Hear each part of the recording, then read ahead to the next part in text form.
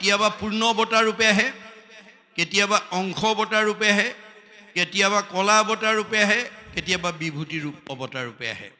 এতিয়া কোনটো অৱতাৰ হ'ব? যেতিয়া 100 ভাগৰ 100 মহিমাযুক্ত হৈ আহে তাক কয় পূৰ্ণ অৱতাৰ। যেতিয়া 4 ভাগৰ 1 অংশ মহিমাযুক্ত হৈ আহে তাক কয় অংশ অৱতাৰ। যেতিয়া 16 ভাগৰ 1 অংশ মহিমাযুক্ত হৈ আহিব লগা হয় তাক কয় কলা অৱতাৰ। আৰু যেতিয়া 100 ভাগৰ 1 অংশ মহিমাযুক্ত হৈ আহে তাক কয় বিভূতি অৱতাৰ। ভগৱন্তই অপপ্ৰঞ্চে প্ৰপঞ্চে অৱতৰণং অৱতাৰ। উপনিষদত কৈছে যে অপপ্ৰঞ্চৰ পৰা প্ৰপঞ্চলৈ নামি অহা অৱস্থাটোৱে হৈছে অৱতাৰবাদ। এতিয়া ভগৱন্তই কোনটো অৱতাৰ ল'ব সেইটো ধৰাধামৰ ওপৰত নিৰ্ভৰ কৰিব।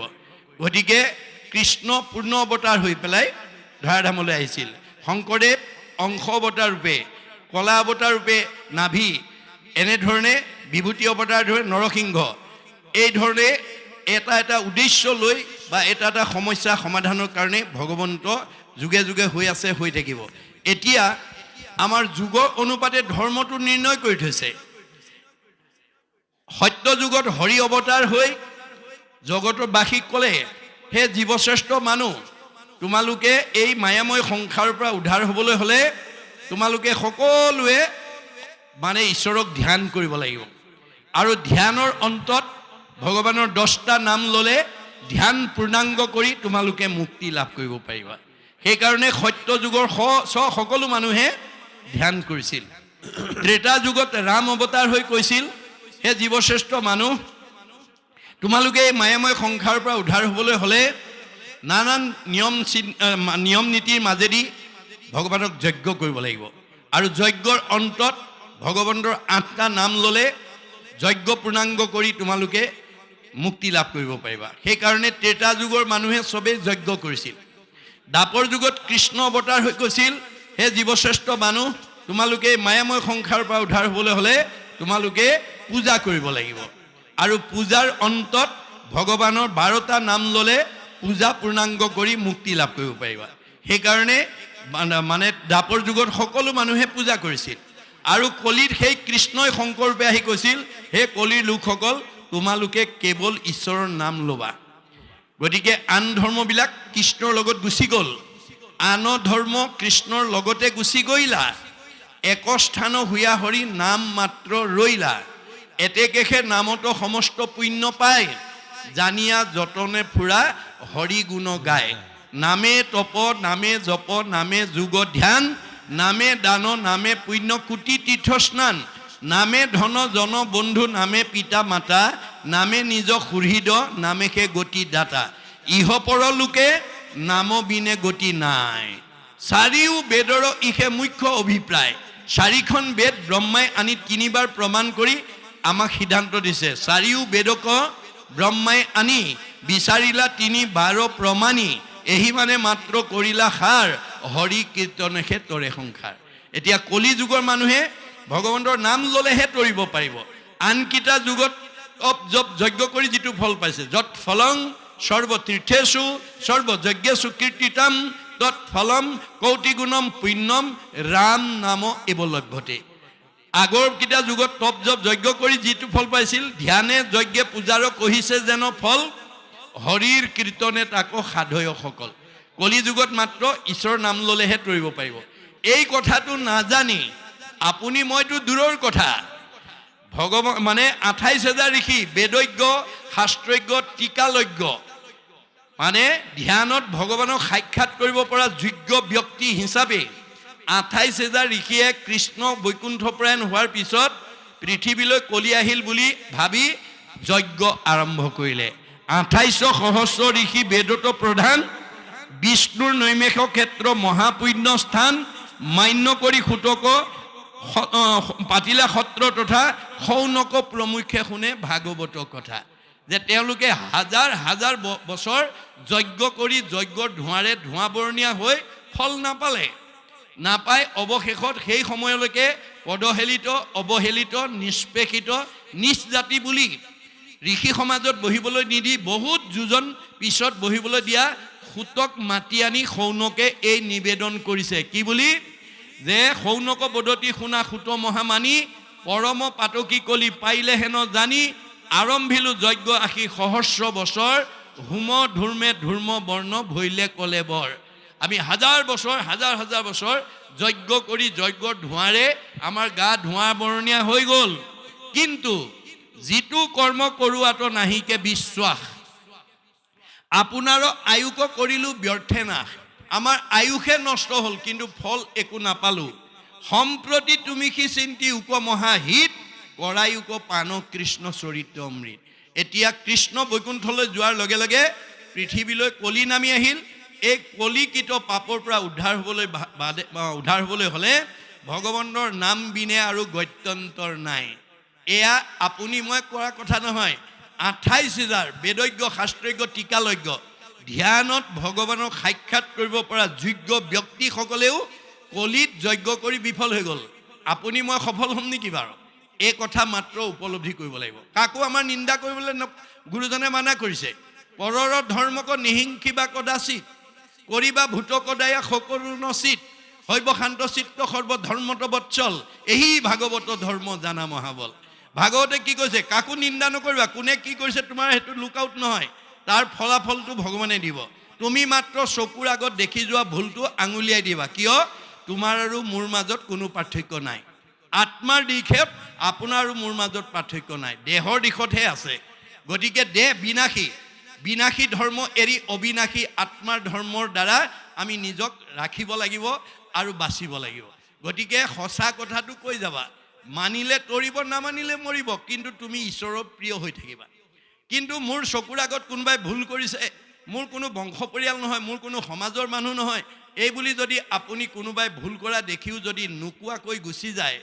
তেতিয়াহ'লে তাৰ মানে অংশীদাৰ আপুনি হ'ব লাগিব আৰু আপোনাৰ সঞ্চিত পুণ্য নষ্ট হ'ব তাকো সম্ভাষণ যিজনে কৰে আজন্মৰ পুণ্য তেখনে হৰে আপোনাৰ সঞ্চিত পুণ্যও নষ্ট হ'ব গতিকে আপুনি সদায় সঁচা কথাটো কৈ যাব আপুনি মইতো দূৰৰ কথা অৰ্জুনেও প্ৰতিবাদ কৰিছে ভগৱানৰ ওচৰত প্ৰভু তুমি সব নামতে হৈ যায় বুলি কৈছা তপ জপ যাগ যজ্ঞ হোম ব্ৰত মিছা নেকি নাই নাই সখী তাৰ সত্যতা আছে তাৰ সত্যতা সেই ঠাইতে থাকিব যি ঠাইত সূৰ্যৰ পোহৰ নাথাকে তাতহে আন্ধাৰ থাকিব সূৰ্যৰ পোহৰ থকা ঠাইত যেনেকৈ আন্ধাৰ থাকিব নোৱাৰাটো বিজ্ঞানসন্মত বাস্তৱ সত্য ঠিক তেনেকৈ মোৰ সূৰ্যস্বৰূপ নাম য'ত নাথাকে জৈত নাই মোৰ নাম সূৰ্যৰ উদয় তৈতেখে প্ৰকাশে তপ জপ যজ্ঞ ছয় আজি আপোনাৰ নিতাইজান গাঁৱৰ ৰাইজে যদি ঈশ্বৰৰ নাম নলয় ভাগৱত নুশুনে কীৰ্তন নপঢ়ে তেতিয়াহ'লে আপোনালোকে তপ জপ যজ্ঞ কৰিবই লাগিব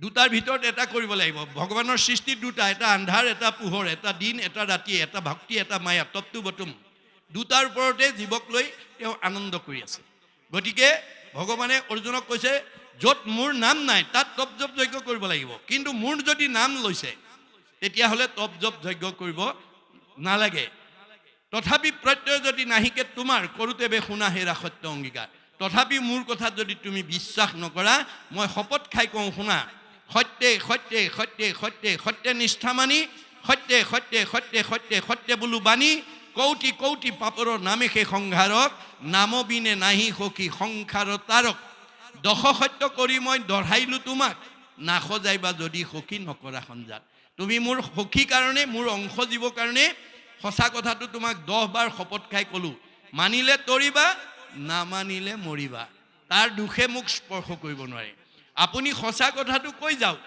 কাৰণ আত্মাৰ দৃষ্টিত আপোনাৰ মোৰ মাজৰ কোনো পাৰ্থক্য নাই মানিলে তৰিব নামানিলে মৰিব কিন্তু আপুনি সঁচা কথা কোৱাৰ কাৰণে ঈশ্বৰৰ প্ৰিয় হৈ থাকিব আপুনি ঈশ্বৰৰ প্ৰিয় হৈ থাকিব গতিকে আপুনি সঁচাটো যাতে ঢাকি ৰাখিব লগা নহয় তাৰ প্ৰতি আপুনি গুৰুত্ব দিব লাগিব সেইকাৰণে কৈছে মান্য কৰি সুতক পাতিলা সত্ৰ তথা সৌনক প্ৰমুখ্যে শুনে ভাগৱত কথা সৌনক বদতি শুনা সুত মহামানী পৰম পাতকী কলি পাইলে হেন জানি আৰম্ভিলো যজ্ঞ আশী সহস্ৰ বছৰ হোম ধূৰ্মে ধূৰ্ম বৰ্ণ ভৈলে কলে বৰ যিটো কৰ্ম কৰোৱাটো নাহিকে বিশ্বাস আমাৰ কোনো ইয়াৰ পৰা ফলাফল নাপালো আপোনাৰো আয়ুক কৰিলো ব্যৰ্থে নাশ নিজৰ আয়ুষে নষ্ট হ'ল সম্প্ৰতি তুমি কি চিন্তি উপমহাহিত কৰায়ুক পান কৃষ্ণ চৰিত্ৰ অমৃত এতিয়া আমি বুজি পালো যে কলি যুগত যাগ যজ্ঞ কৰিলে জীৱই গতি নাপায় গতিকে তুমি এতিয়া ঈশ্বৰ কৃষ্ণৰ কথা কৈ আমাক গতি দিয়া।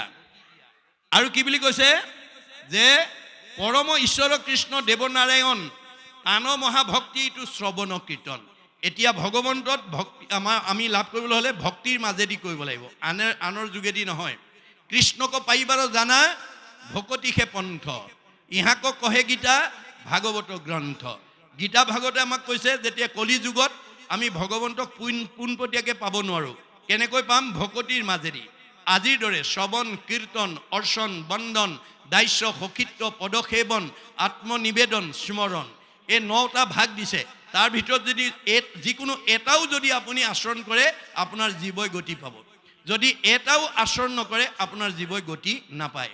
গতিকে কলি যুগত যদি ভগৱন্তৰ 1000টা নামৰ পৰা এটা নাম কোনোবাই উচ্চাৰণ কৰে তেওঁ ভকত, আৰু যি এটা নামো উচ্চাৰণ নকৰে তেওঁ অভকত। সেইকাৰণে কপিলে কৈছে যে হৰিনাম ঘোষী কলি যুগত নিশ্চয় হৈবেক লোকভকত।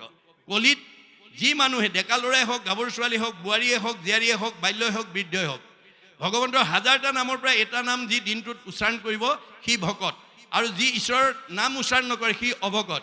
কপিল বদতি মাও শুনা দেৱ হুতি অভকতে কদাচিতো নপাৱে মুকুতি। যি মানুহৰ মুখত এটা নাম নাই ঈশ্বৰৰ সেইজনক বেদে অভকত বুলি কৈছে, শাস্ত্ৰই অভকত বুলি কৈছে। গতিকে অভকতে কেতিয়াও জীৱই গতি পাব নোৱাৰে। যাৰ মুখত ঈশ্বৰৰ নাম এটাও নাই সি দেখাতহে মানুহ, স্বভাৱত ৰাক্ষস বুলি কৈছে। কদাচিতো নলৱৈ মোহৰ নাম যশ জানিবা অৰ্জুন সিটো মনুষ্য ৰাক্ষস। গতিকে এই স্বভাৱৰ মানুহ, ঈশ্বৰৰ কথা মুখত নোকোৱা মানুহ, খাবলৈ জীয়াই থকা মানুহ বুলি কৈছে দাৰ্শনিক পণ্ডিতে, যে যিবিলাক মানুহৰ মুখত ঈশ্বৰৰ নাম নাই সেইবিলাক মানুহ খাবলৈ জীয়াই থকা মানুহ। কিন্তু আচলতে আমি জীয়াই থাকিবলৈ খাব লাগে, live to eat but not' eat to live. আমি জীয়াই থাকিবলৈ খাব লাগে, খাবলৈ জীয়াই থাকিব নালাগে। এতিয়া আমাৰ সমাজত খাবলৈ জীয়াই থকা মানুহৰ সংখ্যা বেছি, জুতিয়ে বুদ্ধিয়ে দিলেই ভাল নহ'লেই কাল। এই স্বভাৱৰ মানুহবিলাক দেখাত মানুহ কিন্তু স্বভাৱত ৰাক্ষস, আৰু তেওঁলোকে খাবলৈ জীয়াই থকা জীৱ। যাৰ কাৰণে লক্ষী স্বয়ম্বৰত লক্ষীয়ে তেনেকুৱা স্বভাৱৰ মানুহক স্বামী বৰণৰ পৰা নাকচ কৰিছে। কাক? মানে দৈত্যগুৰু শুক্ৰাচাৰ্যক। দৈত্যগুৰু শুক্ৰাচাৰ্যৰ ওচৰলৈ বাপেকৰ নিৰ্দেশনাত মানে সকলোকে গুণৰ ওপৰত ভিত্তি কৰি কাক স্বামী বৰণ কৰিলে তোমাৰ ভাল হ'ব তুমি নিজে বাছি লোৱা, এই বুলি তেওঁক যেতিয়া স্বাধীনতা দিলে তেতিয়া লক্ষীয়ে গৈ পেলাই দৈত্যগুৰু শুক্ৰাচাৰ্যৰ ওচৰলৈ গৈ কৈছে, জানো দৈত্যগুৰু শুক্ৰ হুন্ত মহাজ্ঞানী তথাপি নেৰন্ত সংগ লোভাবিস্ত্ৰ প্ৰাণী। দৈত্যগুৰু শুক্ৰাচাৰ্য এজন জ্ঞানী মানুহ বুলি মই জানো, পিছে এওঁ বৰ লোভিয়া। লোভিয়াতো পৰে সংসাৰত নাহি মন্দ জুতি খাইবে নপাইলে লগাইবে নিতে দণ্ড। এনেকুৱা লোভিয়া মানুহক যদি মই স্বামী বৰণ কৰোঁ ই মোক জুতিয়ে বুদ্ধিয়ে খুৱাব নোৱাৰিলে সদায় মোৰ লগত কাজিয়া কৰিব। এনেকুৱা লোভিয়া মানুহ কেতিয়াও স্বামীৰ উপযোগী নহয়। কাৰোবাৰ তেনেকুৱা স্বভাৱ আছে যদি এৰিব দেই। আৰু পৰশুৰামৰ ওচৰলৈ গৈ কি বুলি কৈছে? আচন্ত পৰশুৰাম হুন্ত ধৰ্মমতী একোৱে প্ৰাণীত টান নাহি মিত্ৰৱতী। যে পৰশুৰাম এজন ধাৰ্মিক মানুহ বুলি মই জানো, পিছে কাৰো প্ৰতি মৰম নাই। গতিকে ইহাংক বৰিলে মোৰ নৰৈব অৱস্থা নিৰ্দয় পুৰুষে নুবুজয় দুখ বেথা। মৰম নাইকিয়া স্বামীক যদি কোনোবাই স্বামী বৰণ কৰে ভাৰ্যাৰ দুখ কষ্টৰ কথা তেওঁ উপলব্ধি কৰিব নোৱাৰে। তেনেকুৱা স্বামী কেতিয়াও স্বামীৰ উপযোগী হ'ব নোৱাৰে। গতিকে ভাগৱতত কেনেকুৱা স্বামী আমি বাছি ল'ব লাগে, কেনেকুৱা ভাৰ্যা আমি ভৱিষ্যত জীৱনলৈ লগৰ সংগিনীক অৰ্ধাংগিনী কৰি আনিব লাগে সব নিয়ম দিয়া আছে। গতিকে মই উঠি অহা প্ৰজন্মক আহ্বান জনাওঁ যে আপোনালোকে অন্তত আজৰি সময়ত অকণমান ভাগৱত পঢ়িব। ভাগৱত ডেকা ল'ৰা গাভৰু ছোৱালী মাইকী মানুহ মতা মানুহ দাড়ি থকা দাড়ি নথকা শৰণীয়া অশৰণীয়া বুলি প্ৰশ্ন নাই। পঢ়িব পৰা দক্ষতা থাকিলে সকলোৱে ভাগৱত অধ্যয়ন কৰিব পাৰে, তাত কোনো বাধা নাই। আমাৰ গুৰুজনে কৈছে হৰি নাম কীৰ্তনত নাহিকে নিয়ম একো এতেকেহে ধৰ্ম মাজে সাৰ। এতিয়া আমাৰ অসমীয়াত মাষ্টাৰ ডিগ্ৰী লৈ অহা ছাত্ৰ ছাত্ৰীবিলাকে টেবুলতে ভাগৱত দশম কীৰ্তন ঘোষা ৰত্নাৱলী থৈ অধ্যয়ন কৰি অসমীয়াত মাষ্টাৰ ডিগ্ৰী লৈ আহিছে। অধ্যয়নত বাধা নাই, মাত্ৰ নিয়ম ক'ত লাগিব? আনুষ্ঠানিকতাত। গতিকে আপোনালোকে সকলো ডিগ্ৰীধাৰী ল'ৰা ছোৱালীবিলাকক যদি আপোনালোকে কৰ্ম আঁচনি যুগুতাই লৈ সাপ্তাহিকভাৱে হওক পষেকীয়াভাৱে হওক মাহেকীয়াভাৱে হওক। গতিকে আপোনালোকে যদি গাঁওখনত থকা মাষ্টাৰ ডিগ্ৰী লোৱা, ডক্টৰেট ডিগ্ৰী লোৱা, BS ডিগ্ৰী মানে হাই ছেকেণ্ডেৰী পঢ়াৰ পৰা ধৰি পঢ়িব পৰা গুণ থকা ছাত্ৰ ছাত্ৰী বা ল'ৰা ছোৱালীবিলাকক যদি আমি এটা কৰ্ম আঁচনিৰ মাজেদি এই ভাগৱতৰ মাজলৈ আনিব পাৰোঁ, আজি এই যুৱকসকলে যিসকলে এতিয়া আপোনালোকৰ ইয়াত অনাগত দিনত পাঠ পঢ়িব, আজি যি পাঠ পঢ়িছে তেওঁলোকক আজি সেই সুযোগটো দিয়াৰ কাৰণে তেওঁলোকে সুন্দৰকৈ পঢ়িব পাৰিছে। যদি তেওঁলোকক আমি সেই সুবিধাটো নিদিলোহেঁতেন তেওঁলোকে হয়তো এই ভাগৱত পঢ়াৰ পৰা বঞ্চিত হৈ থাকিলেহেঁতেন। গতিকে পঢ়িবলৈ দিয়াত কোনো বাধা নাই। গতিকে শৰণ নিজেই ল'ব, আপুনি জোৰ কৰিব নালাগে। যেতিয়া মাধৱদেৱৰ ঘোষা পঢ়িব, হৰি পদ সেৱা নকৰে নিমিতে, মায়ে বান্ধি ফুৰাৱে তাওতো মায়াকো নকৰে ৰহিত, শৰণ নলৱে যাৱে। এই বাক্যটো যেতিয়া এই পদটো যেতিয়া পঢ়িব তেওঁ নিজেই মাক দেউতাকক নাই মই শৰণ ল'ম, সত্ৰতে হওক বা অন্য অনুষ্ঠানতে হওক। শৰণ আপুনি জোৰ কৰিব নালাগে, তেওঁ নিজেই ল'বলৈ বাধ্য হ'ব, মাত্ৰ আপুনি অধ্যয়ন কৰিবলৈ দিব লাগিব। ভাগৱত আপুনি দাড়ি থকা ল'ৰাকো পঢ়িব দিয়ক, তেওঁ এদিন নিজে দাড়ি কাটিব, যে নামঘৰৰ মুখখন কেনেকৈ ৰাখিব লাগে তেওঁ নিজে উপলব্ধি কৰিব। হিয়াৰ মাজে নামৰ ভাণ্ডাৰ মুখে ভাজ হয়, গতিকে মুখখন হৈছে নামঘৰ। গতিকে নামঘৰৰ মুখখন পৰিষ্কাৰ কৰি ৰাখিব লাগে নালাগে তেওঁ নিজে বুজিব, আপুনি জোৰ কৰিব নালাগে। গতিকে মাত্ৰ তেওঁলোকক সেই অধ্যয়ন কৰিবলৈ আমি সুবিধাটো দিব লাগিব, তেওঁলোকে নিজেই সংস্কাৰ হৈ যাব। গতিকে এই কৰ্ম আঁচনিবিলাক আমি যদি আপোনালোকৰ এই নিতাইজান গাঁৱৰ দৰে যদি সকলোৱে সকলো গাঁৱতে যদি সকলো নামঘৰতে যদি এই ভাগৱত চৰ্চাৰ আমি আনিব পাৰোঁ, তেতিয়াহ'লে আমাৰ সমাজখনত বৃদ্ধাশ্ৰমলৈ খেদি পঠিওৱা মানুহৰ সংখ্যা আপোনা আপুনি কমি যাব। আপুনি বাতৰিত ডাঙৰ ডাঙৰ হৰফৰে আমাৰ ডেকাবিলাক আজিকালি উঠি অহা প্ৰজন্মবিলাক বিপথে গৈছে বুলি চিঞৰি থাকিলে নহ'ব, তেওঁলোকক আমি ভক্তি মাৰ্গলৈকে আনিবই লাগিব। এয়া আমাৰ প্ৰত্যেকৰ সচেতন সমাজৰ দায়িত্ব। গতিকে মই আহ্বান জনাম যে আপোনালোকৰ যিসকলে প্ৰচেষ্টাত ইমান সুন্দৰকৈ এই প্ৰথম বাৰ্ষিক অনুষ্ঠান হৈছে, অনাগত দিনতো যাতে আপোনালোকে এই প্ৰচেষ্টা নেৰিব, তেতিয়াহ'লে এইখন গাঁও কেনেকুৱা হৈ যাব সময়েহে ক'ব। গতিকে আমি ইয়াতেই বৈকুণ্ঠ, ইয়াতেই স্বৰ্গ আৰু ইয়াতেই নৰক, কেৱল ভকতিৰ ওপৰতে নিৰ্ভৰ কৰিছে। যে স্বৰ্গ নৰক যিটো পৰম মুকুতি, তিনি একতুল্য যাৰ হৰিত ভকতি, যাৰ ঈশ্বৰত ভক্তি থাকিব সেই তিনিটা বস্তু ইয়াতেই উপলব্ধি কৰিব পাৰিব। স্বৰ্গ নৰক দুইকো ঐক্য দেখা আয়ে, কতো সুখে কতো দুখতে প্ৰাণ যায়। আপুনি নিমাইজান গাঁৱত বাস কৰি যদি দুখ কষ্টত আছে আপুনি নৰকবাসী, যদি সুখ ভোগত আছে আপুনি স্বৰ্গবাসী, আৰু যদি কোনো কুণ্ঠা নোহোৱাকৈ যদি বসবাস কৰিছে আপুনি বৈকুণ্ঠবাসী। এয়া ভাগৱতৰ মত। গতিকে আমি ইয়াতেই বৈকুণ্ঠ, ইয়াতেই স্বৰ্গ, ইয়াতেই নৰক আছে। মাত্ৰ আমি শাস্ত্ৰ অনুবৰ্তী নোহোৱা পৰ্যন্ত আমি কেতিয়াও নিজকেই বৈকুণ্ঠৰ পাৰিষদ বা নিজকে এজন বৈকুণ্ঠৰ লোক হিচাপে গঢ়ি তুলিব নোৱাৰিম। সেইকাৰণে আমাৰ শাস্ত্ৰত কৈছে, শাস্ত্ৰ অনুবৰ্তী শত্ৰু নুহি উত্তপন। যি মানুহে শাস্ত্ৰ পঢ়ে শুনে আৰু বুজে তাৰ কেতিয়াও শত্ৰু থাকিব নোৱাৰে, বাহ্যিকত শত্ৰু থাকিব নোৱাৰে। কিয়? তেওঁ ব্যৱহাৰ কৰিব জানে। তেওঁ ব্যৱহাৰটো কেনেকুৱা? সমানত মৈত্ৰী, উত্তমত সতকাৰ, দৰিদ্ৰত দয়া কৰি বেক বাৰম্বাৰ। আমাৰ স্বভাৱটো কেনেকুৱা হ'ব লাগে? আমাতকৈ কোনোবা বয়সতো জ্যেষ্ঠ হ'ব পাৰে, জ্ঞানতো জ্যেষ্ঠ হ'ব পাৰে। গতিকে জ্যেষ্ঠজন জ্ঞানৰ ফালৰ পৰাই হওক, বয়সৰ ফালৰ পৰাই হওক, জ্ঞানীজনক বা জ্যেষ্ঠজনক আমি সন্মান কৰিবলৈ আমি জানিব লাগে, আৰু সমানজনক বন্ধু ব্যৱহাৰ কৰিব লাগে, আৰু আমাতকৈ হীন বা নিচজনক মৰমৰ চকুৰে চাব লাগে। এই নীতি শিক্ষাটো যেতিয়ালৈকে আমি দিব নোৱাৰিম তেতিয়ালৈকে আপুনি এজনী ছোৱালী বহুত মাষ্টাৰ ডিগ্ৰী বা ডক্টৰেট ডিগ্ৰী বা টেট মাষ্টৰণী বা ডাক্তৰণী কৰি পঠিয়াব পাৰিব, কিন্তু শহুৰ শাহুৰৰ প্ৰিয় নহ'বও পাৰে।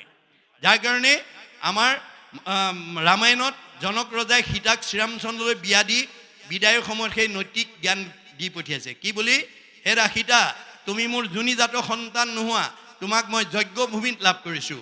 যদিও যজ্ঞভূমিত লাভ কৰিছোঁ, তুমি পিতৃ মাতৃ অতি মৰমৰ, অতি স্নেহৰ, অতি আদৰৰ।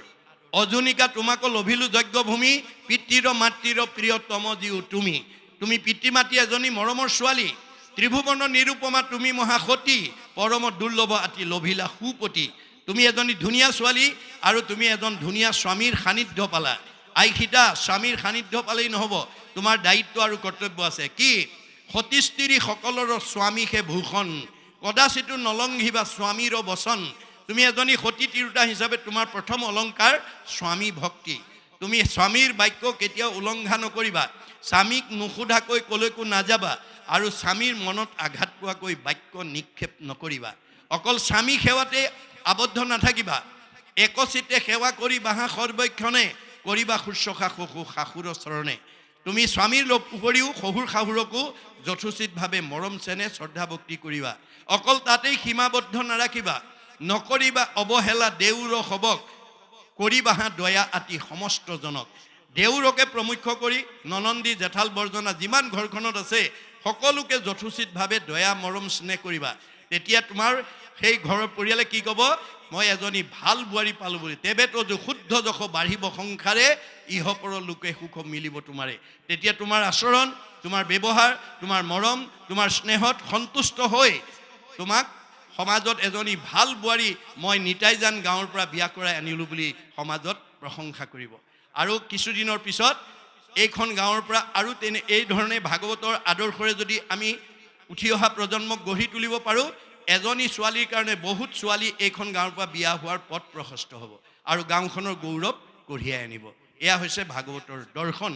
গতিকে আমি অকল পুথিগত ডিগ্ৰী দি পঠিয়ালেই নহ'ব, আধ্যাত্মিক আৰু নৈতিক শিক্ষা যেতিয়ালৈকে নিদিম তেতিয়ালৈকে তেওঁৰ ডিগ্ৰীয়ে প্ৰকৃত মানুহ হিচাপে পৰিচয় দিব নোৱাৰিব। আপোনাৰ বহুত উচ্চ ডিগ্ৰী বোৱাৰী হৈ পেলাই যদি শহুৰ শাহুৰ আগৰ LP স্কুল ME স্কুললৈ পঢ়া বুলি যদি অৱজ্ঞা কৰে, অনীহা কৰে, তেওঁ কেতিয়াও ডিগ্ৰীধাৰী বোৱাৰী হ'লেও তেওঁ কেতিয়াও মানে শহুৰ শাহুৰৰ প্ৰিয় হ'ব নোৱাৰিব। গতিকে সেইকাৰণে আমি মহিলাসকলক এটা নীতি শিক্ষাৰ মাজেদি, আধ্যাত্মিক শিক্ষাৰ মাজেদি, ভাগৱতৰ দৰ্শনৰ মাজেদি আমি যাতে মহিলাসকলক যাতে আগবঢ়াই নিব পাৰোঁ, ছোৱালীবিলাকক যাতে আগবঢ়াই নিব পাৰোঁ। কাৰণ আমাৰ জৱাহৰলাল নেহৰুৱে এটা মন্তব্য কৰিছে, if you educate a boy you educate individual only, if you educate a girl you educate the entire family. আমি যদি এটা ল'ৰাক শিক্ষা দিওঁ ব্যক্তিগত শিক্ষা দিয়া হ'ব, কিন্তু এজনী ছোৱালীক যদি শিক্ষা দি পঠিয়াওঁ গোটেই ঘৰখনৰ কাৰণে উপকাৰ হ'ব। গতিকে মহিলাসকলৰ ওপৰতেই আমাৰ ঘৰখন, পৰিয়াল, সমাজখনৰ উন্নয়ন নিৰ্ভৰ কৰিছে। ঋকবেদে কৈছে ন গৃহম ইতি আহু গৃহিণী গৃহম উচ্যতে তই আহি সহিতা সৰ্বান পুৰুষায়ম সমষ্ণুতে। যিখন ঘৰৰ মহিলাসকলে পুৱা গধূলি নিৰ্দিষ্ট সময়ত ধূপ ধূনা জ্বলাই, গুৰুগৃহ মচি কাচি ধূপ ধূনা জ্বলাই ঈশ্বৰ উপাসনা কৰিব, তেওঁ নিজেতো উদ্ধাৰ হ'বই, সেইখন ঘৰৰ সকলো পুৰুষৰ চতুৰ্বৰ্গ সাধন কৰিব। আৰু যিসকল মহিলাই ঈশ্বৰ কথা উপাসনা কৰাৰ সময়ত গ্ৰাম্য কথা পাতি থাকিব, পৰচৰ্চা কৰিব, টিভি চাই থাকিব, মোবাইল টিভি থাকিব, সেইখন ঘৰৰ পৰিৱেশ কি হ'ব? মহাভাৰতৰ বন পৰ্বত কৈছে, জৈশ ভাৰ্যা গৃহে নাস্তে সাধিসা পুণ্য চাৰিতা অৰণ্যং তেন গন্তব্যং যথা অৰণ্যং তথা গৃহম। ঘৰ গুচি বাঁহতল হৈ যাব। আইসকলে ইচ্ছা কৰিলে ঘৰ গুচি বৈকুণ্ঠলৈ উত্তৰণ কৰিব পাৰে আৰু ইচ্ছা কৰিলে ঘৰ গুচি বাঁহতল কৰিব পাৰে। আমি বাঁহতল হোৱাটো নিবিচাৰোঁ, আমি বৈকুণ্ঠ হোৱাটো বিচাৰোঁ। গতিকে বৈকুণ্ঠৰ ফাললৈ আমাৰ পৰিয়ালটো, আমাৰ ঘৰখন, আমাৰ সমাজখন, আমাৰ পৰিৱেশটো আগুৱাই নিবলৈ হ'লে আইসকল ভক্তিবাদী হ'বই লাগিব। গতিকে এই তথ্য আমাক ভাগৱতে দিছে। সেইকাৰণে এতিয়া কৈছে যে তান ভক্তি তুচ্ছবন কীৰ্তন, ইহাক নজানি আন কৰ্ম কৰি মৰো। যে এই যে কলি যুগত ঈশ্বৰক কীৰ্তন কৰিলেই তৰিব পাৰে, এই কথাটো নাজানি আমি আন কৰ্ম অৰ্থাৎ যাগ যজ্ঞ কৰি আমি মৰিছোঁ বুলি নিজেই স্বীকাৰ কৰিছে 28,000 বেদজ্ঞ ঋষিয়ে। ইহাক নজানি আন কৰ্ম কৰি মৰো, কৈও কৃষ্ণ কথা সুতক যেন মতে তৰো। এতিয়া তুমি কৃষ্ণ কথা নুশুনালে আমি আৰু এই সংসাৰৰ পৰা তৰিব নোৱাৰোঁ।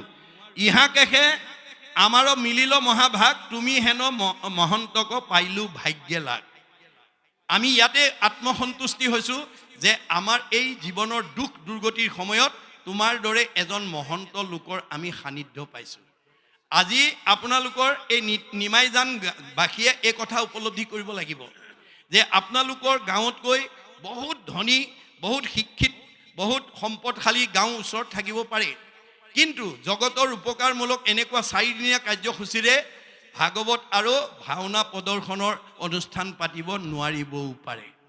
ধন থাকিলেও নোৱাৰে যদি নাভাবে, ধন থাকিলেও নোৱাৰে যদি নাভাবে। ভাবেন লভতে সৰ্বম ভাবেন দেৱদৰ্শনম ভাবেন লভতে পৰম জ্ঞানম তস্মাৎ ভাৱ অৱলম্বনম। আমি ভাল কাম এটা কৰিবলৈ ভাবিব লাগিব, নাভাবিলে নহ'ব। আৰু এয়া নিতাই জান গাঁৱত ওপৰত ভগৱানৰ কৃপা পৰিছে বুলি ভাগৱতে কৈছে। শতকোটি জন্মান্তৰে হুৱে মহাভাগ, নৰসৰি ৰকজীৱে তেবে পাৱে লাগ, তাতো যেবে মূৰদায়া ভৈলজাক প্ৰতি, সেহিহে কৰিব পাৰে আমাত ভকতি। ভগৱন্তক কৃপা নকৰিলে এনেকুৱা ভক্তি কৰ্ম আঁচনি কোনেও ল'ব নোৱাৰে। এই কথা আজি 28,000 ঋষিৰ দৰে নিতাই জান গাঁৱৰ সকলো বাপ আয়ে উপলব্ধি কৰিব লাগিব যে আমাৰ ওপৰত কৃপা পৰিছে কাৰণেহে আজি আমাৰ আৰ্জিত অৰ্থ এটা এই পবিত্ৰ কামত লগাবলৈ সক্ষম হৈছোঁ। কাৰণ শুনা ধনঞ্জয়, ধন নহ'লে কাৰ্য নিষিজয়। হে অৰ্জুন, তোমাক মই ধনটো সৎ কাম কৰিবৰ কাৰণে আৰু জীৱনৰ নিৰাপত্তাৰ কাৰণে দিছোঁ। মই দিয়া ধন থাকি যদি তুমি উগ্ৰপন্থীৰ বলি হ'ব লগা হয়, মই দিয়া ধন থাকি যদি চুৰ ডকাইতৰ বলি হ'ব লগা হয়, তেতিয়াহ'লে ধনৰ মূল্য ক'ত? গতিকে ধন কেনেকৈ উপাৰ্জন কৰিব লাগে আৰু ধন কেনেকৈ প্ৰয়োগ কৰিব লাগে মই ভাগৱতত লিখি থৈ আহিছোঁ। ন্যায় উপাৰ্জিত বিত্ত শুদ্ধ আতিশয়, সেই বিত্তে ভগৱন্তক পুঁজিবে লাগে। সৎভাৱে উপাৰ্জন কৰা অৰ্থৰে আমি ভগৱন্তক সেৱা পূজা কৰিব লাগে। অৰ্থ আৰ্জি বাৰ কিঞ্চিত একো নাহি ফল, যদি নভ জয় হৰি চৰণ কমল। আজিৰ দৰে ঈশ্বৰ সেৱামূলক কৰ্মত যদি আমাৰ আৰ্জিত অৰ্থ যদি প্ৰয়োগ কৰিব নোৱাৰোঁ, সেই ধনৰ কোনো মূল্য নাই। কিয়? দুখ কৰি ধন ধান আৰ্জা যত মানে, কৃষ্ণে এৰে যদি তাকো খাইবে আনে। আপুনি বহুত ব্যৱসায় বাণিজ্য চাকৰি কৰি ধন উপাৰ্জন কৰি বেংকত আপুনি ফিক্সড ডিপজিট কৰি থ'ব পাৰিব, কিন্তু যিদিনাখন আপোনাৰ দেহৰ পৰা কৃষ্ণ ওলাই যাব বা আত্মা ওলাই যাব, আপুনি বেংকত থোৱা ধন আপুনি ভোগ কৰিবলৈ নাপায়। কোনে কৰিব? নমিনীয়ে ভোগ কৰি থাকিব। সেইকাৰণে কৈছে নিজ হস্তে আৰ্জি যদি উক জগন্নাথ, কিছু ব্যয় কৰি উক হৰিৰ সেৱাত। এই দুখন হাতেৰে তুমি জীয়াই থাকোঁতে যি উপাৰ্জন কৰিছা তাৰ কিবা এটা অংশ মোৰ কামত ব্যৱহাৰ কৰিবা। যিবা কিছু আছে ধন, তেজা তাহাৰ মোহ মন, কিছু ব্যয় কৰা হৰি অৰ্থে। লাভ কি হ'ব? তেবে সে ভকতি বাঢ়ে, মাধৱত প্ৰেম চৰে, তেবে ধন নাযায় তাৰ ব্যৰ্থে। এই 4 দিনীয়া কাৰ্যসূচী সফল ৰূপায়ণ কৰিবলৈ যাওঁতে আপোনালোকৰ বহুত পইচা খৰচ হৈছে। বহুতে দান বৰঙণি দিছে, দিয়া দেখাত খৰচ হৈছে। বেদে কৈছে জমা হৈছে। ভগৱন্ত, বেদ মানে ভগৱন্ত, যাক বেদ কহে সেইটো ঈশ্বৰৰ সাক্ষাৎ। ঈশ্বৰৰ শুনতে যিটো হুয়া আছে যাত, ঈশ্বৰৰ মুখেদি যিবিলাক বাক্য নিশ্চিত সেয়ে হৈছে বেদ। গতিকে এই বেদ ভাগৱতত ভগৱন্তই কৈছে তুমি যদি এক গুণ লগাইলে অনন্ত গুণ হয়, নাজানি মুগুদ হবে ধন সাঞ্চিত হয়। মই দিয়া ধন থাকি যদি মোৰ কাৰণে এগুণ লগোৱা, মই অনন্ত গুণ দিম। তুমি 2 হাতে দিবা, মই 4 হাতে দিম, কিমান চপাবা? তেনে ক্ষেত্ৰত যদি মই দিয়া ধন থাকি তুমি যদি মোৰ কামত ব্যৱহাৰ কৰিব নিদিয়া, ধন সাঞ্চি যিটো বিষ্ণু বৈষ্ণৱক নেদৈ, গৃহাগত ভৈলে তাক নাই বুলি খেদৈ, মাধৱৰ নামলৈ বৈষ্ণৱ বোলাৱে, হেনয় জনক দণ্ড দিয়ন্ত মাধৱে। ধন থাকিও কোনোবাই বিচাৰি গ'লে ভাল কামৰ কাৰণে যদি নাই বুলি পঠাই দিয়ে, আদৰণি সমিতিৰ সদস্যসকলে গম পাব কোনে কোনে ঘূৰাই পঠিয়াইছে। হয় নাই? কোনোবাই যদি ঘূৰাই পঠিয়াইছে, সি বৈষ্ণৱে হওক বা অবৈষ্ণৱে হওক, মই তেওঁক দণ্ড দিম বুলি ভগৱন্তে কৈছে। কেনেকৈ দিম? নহি চোৰে নেই নহি অগ্নিয়ে দহয়, নহি দণ্ড বন্ধ হুয়াত ৰাজাই লয়।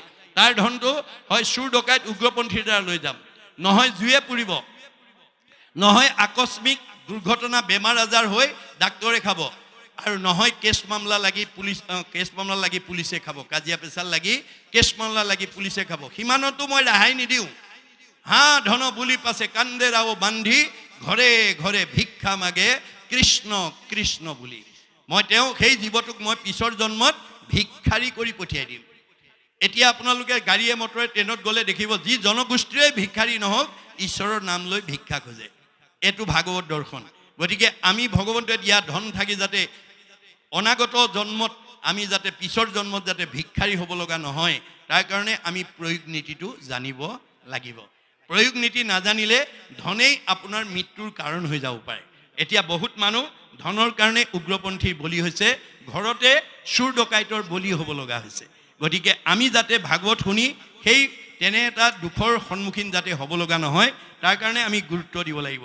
এতিয়া সেইকাৰণে কৈছে যত স্বৰ্গ সুখ যিটো মুখ্য সুখ মূল, ভকতৰ সংগৰ অল্পকো নুহি তুল।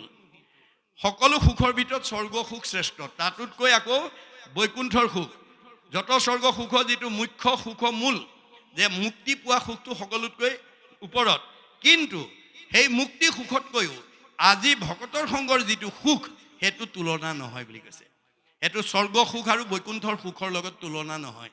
এই কথা নাজানি এবাৰ এজন ভকতে ভগৱন্তক দাবী কৰিলে, প্ৰভু মোৰ ভকতিত তুমি সন্তুষ্ট হৈছানে? ভগৱন্তে ভাবিলে, ইয়াৰ গণ্ডগোল লাগিল। হয় তোমাৰ ভকতিত মই সন্তুষ্ট হৈছোঁ। যদি সন্তুষ্ট হৈছা মোক তেনেহ'লে মুক্তি দিয়া নাই কিয়? তোমাক মুক্তি লাগে নেকি? যদি মোৰ ভক্তি শুদ্ধ হৈছে মোক মুক্তি দিব লাগে। ভকতি কৰিলে জীৱই মুক্তি পায়। হ'ব তোমাৰ মনৰ কামনা পূৰণ হ'ব। মই কালিলৈ ৰথ পঠিয়াই দিম, তুমি ৰথত উঠি মুক্তি লৈ মোৰ তালৈ গুচি যাবা। পিছদিনাখন ৰথ পঠিয়াই দিলে। সেই ভকতজনক লৈ পেলাই মানে বৈকুণ্ঠত নি পেলাই মুক্তি 5 প্ৰকাৰত ভাগ কৰি দেখুৱাইছে।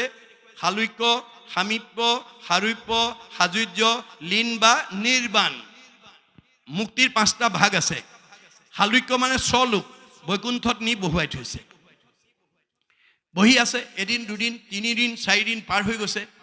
ভকতজনে ভাবিছিলে কি, মই এনেকৈ আজি নিতাই যান, কালিলৈ মানে শিৱসাগৰ, পৰহিলে যোৰহাটলৈ গৈ ভকতৰ মাজত ভাগৱত শুনি থকাতকৈ মই যদি একেকোবে গৈ যদি বৈকুণ্ঠত থাকিবগৈ পাৰোঁ, ভগৱন্তৰ লগত মই সদায় আলাপ কৰি থাকিব পাৰিম। এই মনোভাৱেৰে তেওঁ সেই মুক্তিৰ কথাটো কামনা কৰিছিল। যেতিয়া 4 দিন মানে তেওঁ মুখৰ আগেদিয়ে প্ৰভু অহা যোৱা কৰি আছে, তেওঁ ফালে নাচায়ো একো নুসুধে। পিছদিনা ভাবিলে মই কালিলৈ ধৰিব লাগিব। পিছদিনা ভগৱন্ত ওলাই আহোঁতে বৈকুণ্ঠৰ পৰা দৌৰ মাৰি গৈ আগচি ধৰি কৈছে, ৰ'ব বোলে কি হ'ল? বোলে 4 দিন হ'ল। এদিন 2 দিন নহয়, 4 দিন হ'ল মই তোমাৰ ইয়াত থকা। তুমিতো আজিলৈকে মোৰ খবৰ এটা লোৱা নাই, মই কি হৈছোঁ একো এটা সোধা নাই। বোলে সেইটোতো মই নাৰদক আগতেই মই কৈ থোৱা আছে। নাৰদক বিষ্ণু আচন্ত কৈ, বৈকুণ্ঠত মই নাথাকোঁ ৰৈ, যোগীৰো হৃদয় এৰি সমুদায়, থাকোঁ ভকতৰ কীৰ্তন চাই। মোক বৈকুণ্ঠত বিচাৰি নাপাবা, মই যোগীৰ হৃদয়ত নাথাকোঁ। মোৰ ভকতে য'ত মোৰ গুণ নাম লয় মই তাতেই থাকোঁ। নহং তিষ্ঠামি বৈকুণ্ঠে যোগীনাং হৃদয়ে নচ, মদ ভক্তা যত্ৰ গায়ন্তী তত্ৰ তিষ্ঠামি নাৰদ। প্ৰভু তেনেহ'লে মোক আকৌ ভকতৰ সংগলৈকে পঠিয়াই দিয়ক। গতিকে আকৌ তেওঁক ভকতৰ সংগলৈ ঘূৰি আহিছে। সেইকাৰণে কৈছে যে যিমানবিলাক সুখ আছে স্বৰ্গ সুখ শ্ৰেষ্ঠ, তাতকৈ মুখ্য সুখতকৈও ভকতৰ সংগৰ মাজৰ যিটো ভক্তি সুখ, সেইটো আনৰ লগত তুলনা নহয়।